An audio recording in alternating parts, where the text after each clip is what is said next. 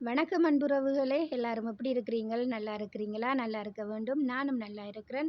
என்னுடைய காணொளி பார்த்து எனக்கு சப்போர்ட் பண்ற அனைத்து அன்புறவுகளுக்கும் ரொம்ப ரொம்ப நன்றி. இன்றைக்கு இலகுவான முறையில சமோசா தான் செய்ய போறேன்.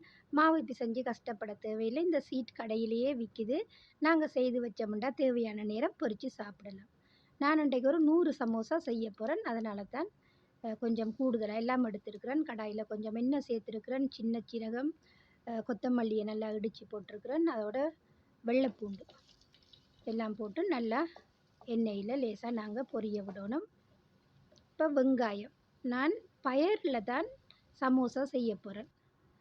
வெங்காயம் நிறைய வெங்காயம் பட்டியிருக்கேன்னு பாருங்கள். வெங்காயம் இப்போ பொன்னிறமாக லேசாக வதங்கிட்டுது.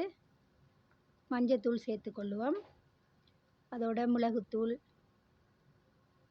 உப்புத்தூள், காரத்துக்கு சில்லி ஃப்ளேக்ஸ் சேர்த்துக்கொள்கிறேன். எல்லாம் சேர்த்து நல்லா இந்த வெங்காயத்தோடு நாங்கள் கலந்து கொள்ள வேணும். நல்லா மிக்ஸ் பண்ணிவிட்டு இப்போ நான் வெங்காயத்தால் சுத்தமாக கழுவி வெட்டி எடுத்து வச்சுருக்கிறேன். இந்த பயறு சமோசாவுக்கு வெங்காயமும் இந்த வெங்காயத்தாலும் தான் சுவை நல்ல டேஸ்ட்டாக இருக்கும்.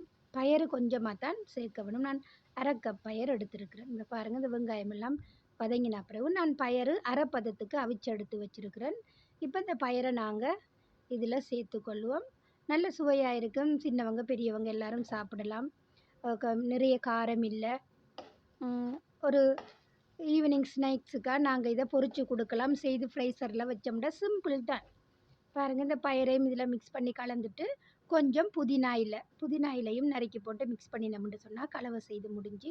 அதுக்கு பிறகு பாருங்கள், அந்த சமோசா சீட் எடுத்து வச்சுருக்கிறேன். அதில் நான் எல்லாம் சுற்றி எடுத்திருக்கேன். எங்களுக்கு 100 தேவை. 100 நான் செய்திருக்கிறேன். பாருங்கள், பிடிச்சிருந்தா நீங்களும் ட்ரை பண்ணி பாருங்கள். காணொளி பிடிச்சிருந்தா சப்போர்ட் பண்ணுங்கள் உறவுகளே. மீண்டும் இன்னொரு காணொளியோடு உங்கள் பானு. நன்றி உறவுகளே.